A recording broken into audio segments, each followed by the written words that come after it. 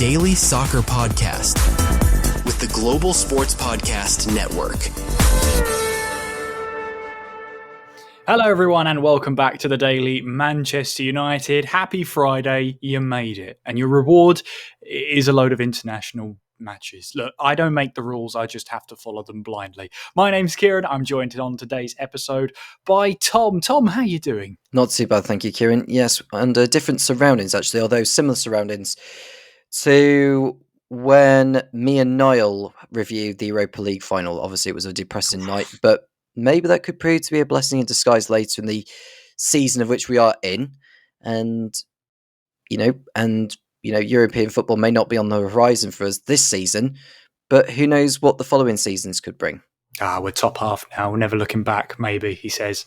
Don't look back, please don't. We'll start off. We'll kick off today's episode with a bit of lighter news. We discussed yesterday on the episode about international call-ups. Well, now it's sort of like a Legends of Manchester United call-up because, yes, the Manchester United Legends have been announced for the Celtic game. Man United Legends versus the Celtic Legends in Glasgow on Saturday. And, well, it's Brian Robson taking charge of the Manchester United Legends, and he calls upon Nani for the first time. So forget about, you're talking international call-ups. Who cares about that? You want to be called up for the Legends game. That's how you know you've made it. And you've got the likes of Mikel Silvestre, Michael Carrick, Darren Fletcher, Louis Saha, Dimitar Berbatov. As I mentioned before, Nani, Darren Gibson's there. Niall will be delighted. You've also got names like Chris Eagles. You've got Tyler Blackett in there, Danny Pugh. I mean, these are some great names that we're listing off here, and it's not even all of them, Tom. Any of those names in particular give you some great memories of bygone? I mean, I remember Mikel Silvestre scoring a double against Liverpool. That was over 20 years ago now. I remember that. He even turned down Liverpool to go to United back in 1999. And later in his career, he would join Arsenal for a brief period before moving on from England. Chris Eagles. I remember when he scored that goal against Everton in that 4-2 win, which was a big one, really, in regards to the title race that particular day. And Tyler Blackett, well, we didn't really see that much of Tyler Blackett, did we? That's probably the most recent name to not be, well, who left Man United, really, before this Legends game that's coming up on Saturday. But let's hope it's a cracker involving all of those of which you've mentioned. Brian Robson, I personally rated him as a manager. I think he did well during his spell at Middlesbrough and obviously got the Baggies safe from a desperate situation that they were in.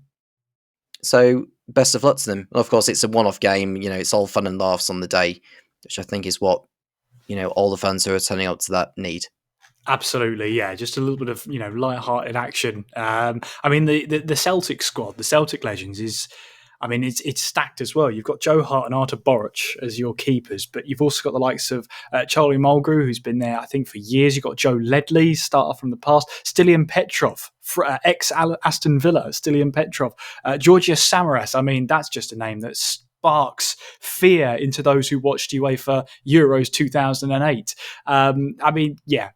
Great lineups on both sides, and as you say, it's a bit of fun for both, not only both teams, but for both sets of fans as well. And if any Legends testimonial matches or anything to go by, I just miss out on Paul Scholes being there because when Old Trafford tells him to shoot in that testimonial, he shoots from about 30 yards.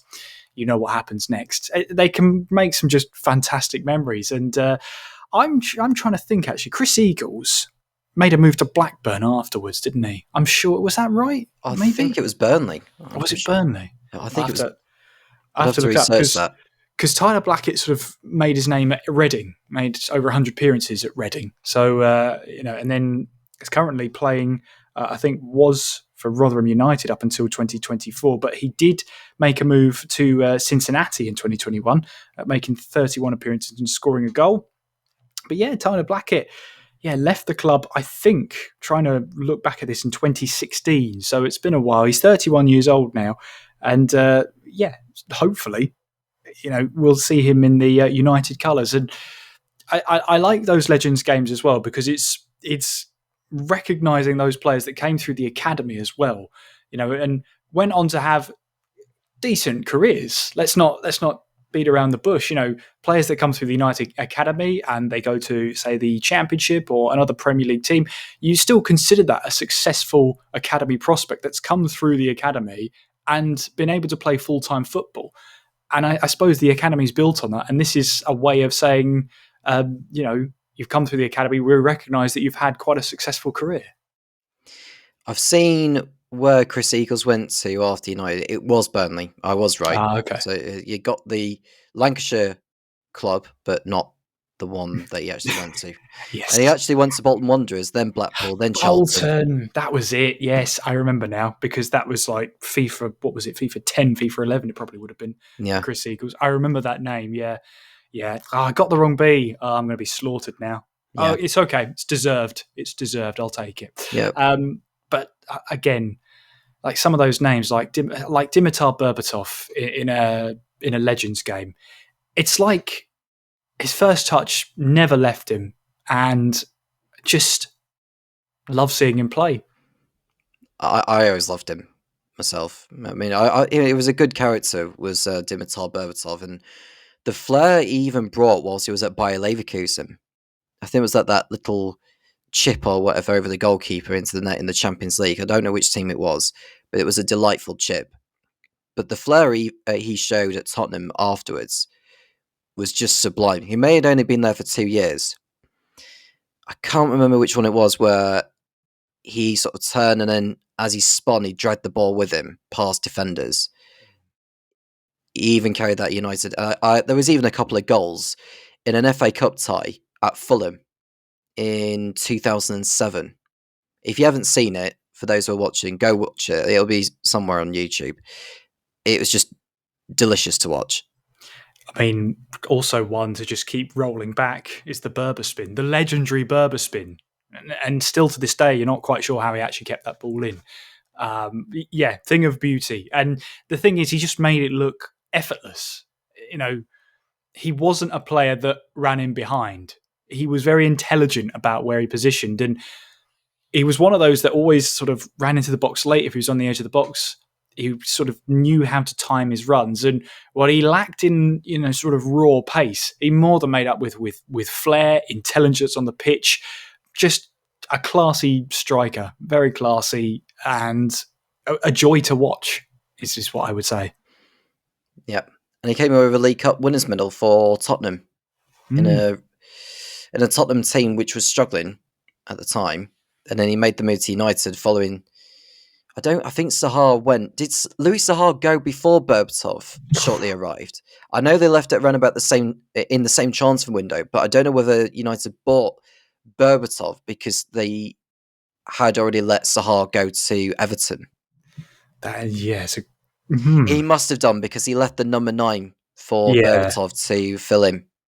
Yeah, you're right. Yeah, he must have done. But yeah, I mean, Louis Saha again. One to watch. I say one to watch. 47-year-old now, but again, just a great player to watch. I think maybe it's rose-tinted glasses about how certain players just, when you're growing up, they feel like they're so great, and they really get you into football. And I suppose as well, with young footballers and young players coming through academies now, are looking up to modern day players, your Erling Haalands and whatnot, and seeing them and saying, I want to be an Erling Haaland, or I want to be, now a Florian Wirtz. I mean, Liverpool, but never mind. The name made its way onto the pod. The point is that I wonder, when we look back at someone like Louis Saha, and when we look back at Dimitar Berbatov, before the numbers and the statistics became a huge part of the game, they were considered great strikers. But I wonder, by today's numbers, how great would they be considered? Because I think when you now look at the likes of Ronaldo and Messi, who absolutely dominated the best part of a decade of football with absolutely insane, inhuman numbers, do you look back at that and think, now in the modern day, how would they get on? How would they have been rated if they played 20 years later? Well, that's a good question, actually, because there's so many talented players coming through within their own right. I mean, you're looking at Lamine Yamal now, who's at the fourth front of that Barcelona squad, despite his age. I mean, it's incredible what what he can do. I'd tell you another player, and this is not even a striker, Kieran, because I was looking up stats the other day. You look at Cafu and Paolo Maldini, who are part of that ridiculously good AC Milan side. They were in their mid-30s when they were at their peak. I mean, someone may argue against that. You think, well, no, that their peaks were a little bit younger, which I could agree. But when Man United played AC Milan a couple of seasons in the space of 3 years, Cafu and Paolo Maldini were two players that you would fear going up against. I always rated them. I thought, geez, they are really this good. And it's insane how the way they defended. Yeah, wasn't Maldini attributed to saying if I have to make a tackle, I've failed at my job? Was that Maldini that said that? I don't know. I wouldn't be able to answer that. But Paolo Maldini played until he was 40. Yeah, I have to look this up now. Yeah, there you go. It is Paolo Maldini. If I have to make a tackle, then I've already made a mistake. Yeah. Just that sort of mentality of, well, if I have to actually defend, well, I've made a mistake. Brilliant. Well, look, the legends there for both Manchester United and Celtic will be taking to the field in Scotland, in Glasgow, at 2:00 at Celtic Park. So if you're around the area, if you're listening in from Scotland, head over to Celtic Park. If you do want to, that is, to see that Legends game, if you're of the volition. A bit of news as well coming in from Diogo Dalot, who we mentioned on the previous episode, was called up by Portugal. He's now since withdrawn and pulled out of the squad as what's cited as muscle discomfort. So he's been replaced with Lazio's Nuno Tavares, who's now been called up to replace him. So, yeah, muscle discomfort. I don't know. Could it be more vague? It feels generic. Could that be a hamstring? Yeah, it could be. Yeah. It's either, it's hamstring, calf, or sort of muscle discomfort. Oh, groin would do it, wouldn't it? Would you explicitly say, yeah, groin injury, yeah, he's out? Yeah. Or would you rather, look, let's just say muscle discomfort. Let's save him that one. But yeah, so he will now not feature for Portugal. So that's a bit of news there. When we come back then, a little bit more about, I don't know, maybe jealousy might come in, but we'll be back after this.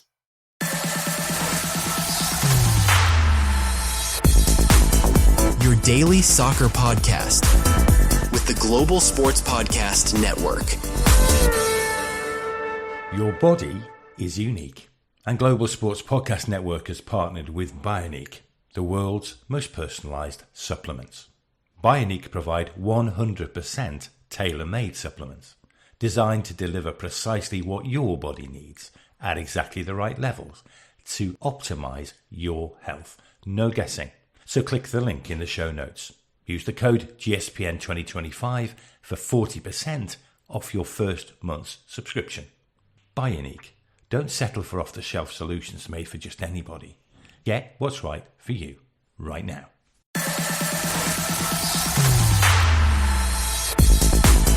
Your daily soccer podcast with the Global Sports Podcast Network. Couple of teams in the Europa League. We had the Europa League playoffs and we've had Champions League playoffs, Europa League playoffs, and all sorts to get us to what we're looking at European-wise. And looking at those results, like Midtjylland securing their place in the Europa League. You had Shamrock Rovers securing their spots, beating Braga. Not Braga. No, they didn't do that. Santa Clara. I don't know why I had Braga on the mind. I must have seen it somewhere. It was a Portuguese side. I got that close and no closer. I'm not having a great episode in terms of remembering clubs. I failed England and I failed Portugal. But I am getting a bit jealous, Tom, of seeing all the European competitions just make their way starting up, and we're missing out on that this season. And it makes me sad, but I sort of think, well, what could have been, maybe, if we had won the final that nobody ever talks about ever again. Well, who knows? I mean, we would have ended up in the Champions League, and I don't even think we would have been ready for it, Kieran. I don't think we would have had the squad ready for the Champions League. It would have been a major distraction, I think, to our campaign. Would have been on the hunt for players, like needing just to make up numbers within the squad, and those players aren't even Champions League material, or maybe even not European football material. There could be players that aren't even fit to be competing in the Conference League for Manchester United. So the fact that we're not in it this season is perhaps a blessing in disguise, that if we use the reduced schedule to our advantage, we could maybe be ready to compete in, let's say, the Conference League. Because do I think we're going to finish in the top 5? No, I don't. Do I think we'll finish in the top 6? I predicted that we would finish 6th, but that was me being generous with my prediction at the time.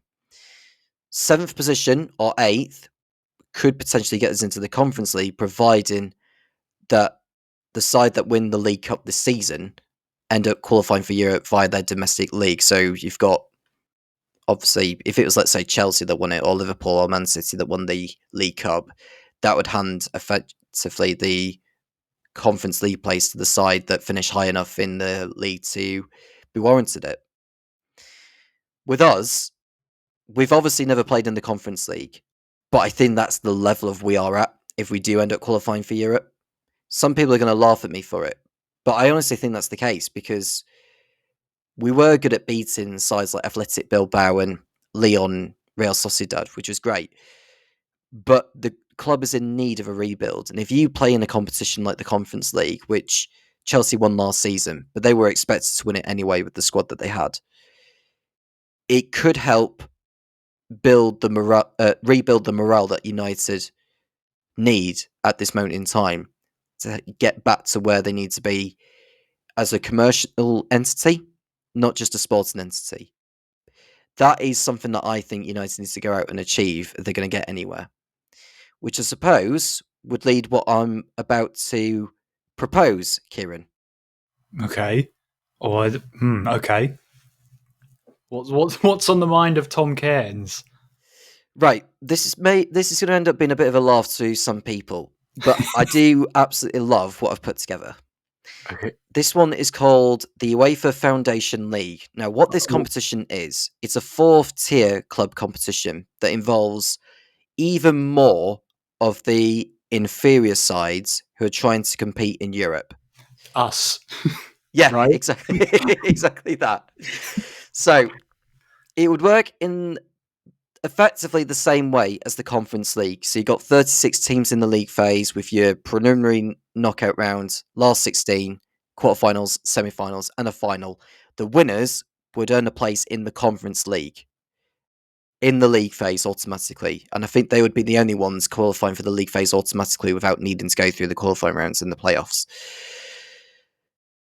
It's just the qualifying phase in which teams would get involved in it. Now, I've done a little bit of studying over how it would work and which teams would be involved. So, in the Conference League, the top 12 nations would only have one team competing, which would go through the playoff rounds, unless you've got teams who had been knocked out from the UEFA Europa League from like the 3rd qualifying round or the last qualifying round before the playoffs. And if they get knocked out from the playoffs of the 3rd qualifying round, or maybe even the qualifying rounds before, they could still potentially qualify for the Foundation League if they lose in the final playoff round of the Conference League. It's a very complicated system. Yes. I just love the fact that you've got a competition now that United could win. Could. But I like this because it also stops Chelsea saying they've won every competition. So carry on. Yes, I like this. Yeah. I like this. Well, we spoke off air last week about which other nations would get involved. So in the Conference League, nations ranked 13 and below have 2 places on offer, plus any of those that get knocked out in the Europa League qualifying phases. I would probably say you're looking at 1 each from Austria downwards to Finland in 34th, plus all those from the qualifying phases of upper tier competitions. And then you get to the Republic of Ireland, that would have 2 places on offer, plus all those from qualifying rounds in upper tiers.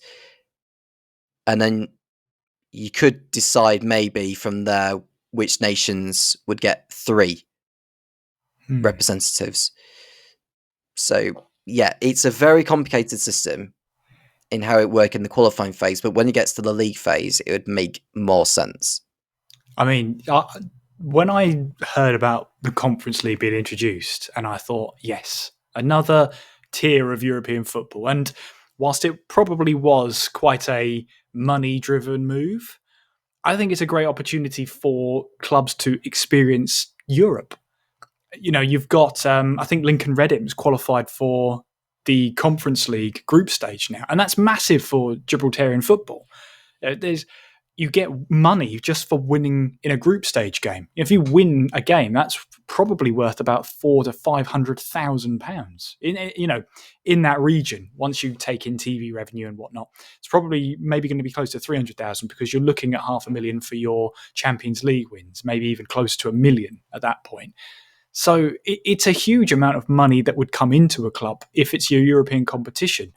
But it's also, I think, a great way for players who, maybe are starting out, or you've got those stories of one club legends who have stayed at their club for their entirety and now they get to go to European competition. I think it's great. I really do. And sometimes the Conference League is more entertaining to watch than the Champions League, because the Champions League, you've got all the elite clubs in there. But with the Conference League, the winner isn't in that competition next season. So no one can be, winning it back to back. So you've got no Real Madrid dominating that top echelons of European football. You've got different teams coming through every season. I mean, Crystal Palace are now in the Conference League. They've never had European football before. They hadn't won a trophy in their entire club's history. And then they won the FA Cup and then the Community Shield in the span of, 3 months? They can't stop winning trophies now. And they've got a good chance of winning the Conference League, having been bumped out of the Europa League for those ownership reasons. But nevertheless, it's still a great opportunity for them to win a European competition. Now, that competition, Tom's mentioned, the Foundation League, is, a bit of a cop-out to get us into Europe. And even then, we might struggle to qualify if we can't finish higher than 15th. But on a genuine note, I'm in favour of more clubs going for European competition. Is it going to be a case of 36 clubs? Because when you get to the Conference League, you're already getting clubs that sometimes are going to be, semi-professional, for example. They can't afford to run the club full time. So you might run into an issue where if you drop a tier down of Europe, you get more of those clubs. So I guess it's a case of how you mitigate that and allow clubs that are semi-professional to travel, the breadth of Europe. So I like it. I'm all for another tier of European football, European domestic football, that is, because I think it's great fun to watch. I think it's great fun to watch clubs that maybe you've never even thought about, like clubs in North Macedonia, in the Conference League, coming up against teams in Serbia or Cyprus. It's like, of course I'd want to watch that. These are two teams I haven't really had any notion of even existing, let alone heard of them. And they're facing off for a chance to play Europe. I think it's great. And could United still win it? I don't know. That's still up in the air. Well, it's a chance for us to go to locations or football stadiums which we've never been to before. I suppose it helps commercially for UEFA and for the league itself. It gets its name out there a little bit more. So we'll have to wait and see whether they'll consider it. It wouldn't surprise me if they considered something like that, because I do want to see more lower tier teams being involved in Europe. The only issue is some teams like the New Saints in Wales, they weren't able to play their home games at their home stadium because the stadium capacity wasn't big enough. I think it's something like 10,000 the stadium capacity needs to be in order to host European football. And the New Saints' stadium, if I find it up very, very quickly, because they had to play at Shrewsbury Town's stadium for their home games in the Conference League last season. I can tell you their capacity is 3,000, Kieran. 3,000. Yes, and of course that also comes to a fact because I'm pretty sure in Europe, in UEFA competitions, you can't have terracing. It's got to be 10, as you say, 10,000, but they've all got to be seated. something along those lines of capacity. But I'm sure you can't have terracing, so that's probably another reason why the clubs will have to move to other stadia. So yeah, the pros and cons of it are, they'll get European football, but as you said, they probably won't play in their own stadium if you go down to a fourth tier of European football. So there are pros and cons. I'd love to see it, but logistically, would it work? And would Man United still win it if we even set up this competition? I don't know. Would we even qualify for it? Or we'd have to lose the Conference League playoff if the 12 top nations, top coefficient rankings, don't win in the Conference League playoff. And that sounds pretty much the United way at the moment. Yeah. Losing a playoff game like that sounds about right. Yeah. Or what you could do is make a few adjustments with the Conference League and allow the top 12 nations, of which their representative clubs are competing in the Conference League, to just go through the league phase. And then in the Foundation League, you put everyone that is competing or trying to get into the league phase into that final playoff round. That could be the adjustment made, just so that you still get rewarded and it saves you having to play those extra games to get into the league phase. I mean, you could ask a Crystal Palace fan how they felt about playing Fredrikstad in terms of playing those extra games to help with their league form, their performances. Was it a distraction, or did it help get the players going again? And the fact that they've had more game time, has that helped their development? Do you remember when West Ham qualified for the Europa League? I think via fair play, I think it was. Mm-hmm. They ended up playing a few qualifying rounds in the Europa League before they got to the group stage. And I remember someone who was working at the student halls of residence in Lincoln, who's a West Ham fan.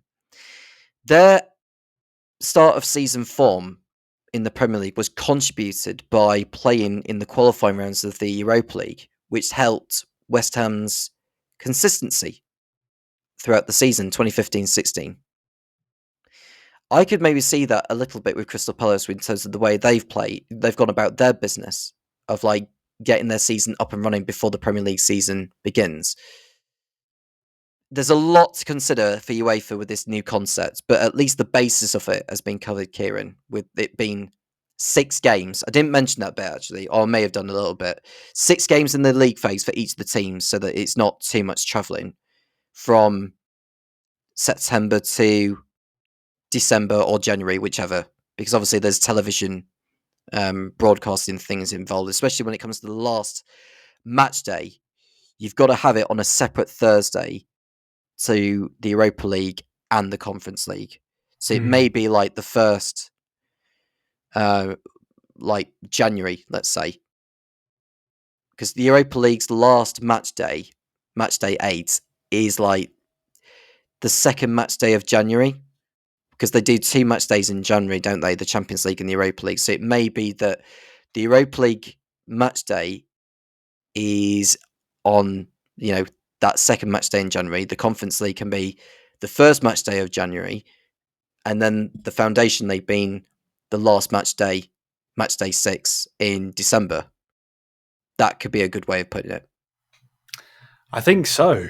I mean, look, if UEFA do set up a 4th tier of European domestic football, all we have to do is point to Mr. Tom Cairns here on episode 184 of the Daily Manchester United. That's where they got the idea from. And if it follows the structure, again, you've got to copyright this, trademark it. That's it. Although Foundation League sounds a bit harsh.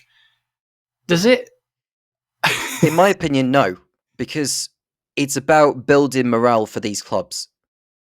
Yes, the elite sides perhaps don't want to be in it, or at least the fans of theirs don't want to be in it. But for the more inferior sides, it's a great opportunity to state their claim on the European stage as opposed to how they do in their own domestic league. Because most countries right now are not generating enough money. Because, as we all know, like even countries like Italy don't generate enough money compared to the Premier League or La Liga, let's say.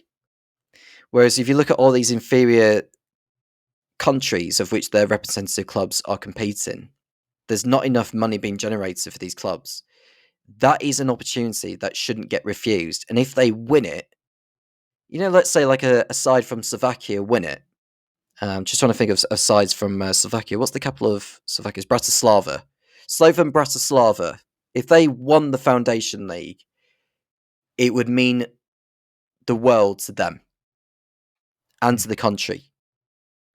Those are the kind of scenes are what make European football what it should be, in my opinion. And I'm sure a lot of fans would agree with it. So if you're watching from like countries like Slovakia or Sweden or Norway and thinking, are we ever going to have some form of success in Europe one day? Well, here's your chance.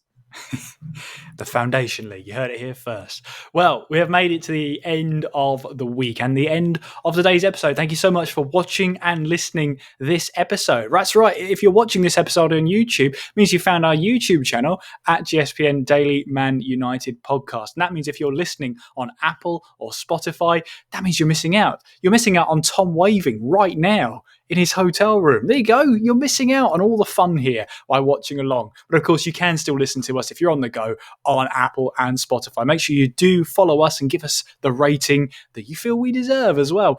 As, of course, you'll get a notification when each and every episode go up live. You can follow us on all the social media and start some conversations. We'd love to hear from you. What do you think to Tom's idea of the Foundation League? Could United win it?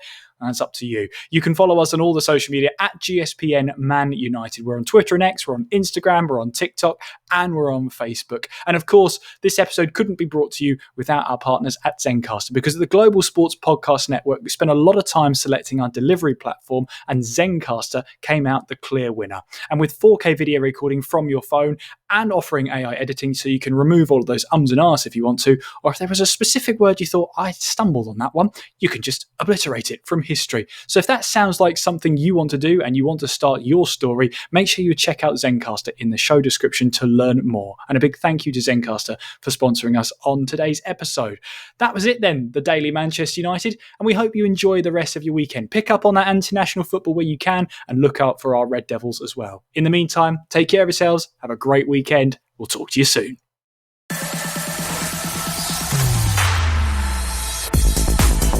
Your daily soccer podcast with the Global Sports Podcast Network.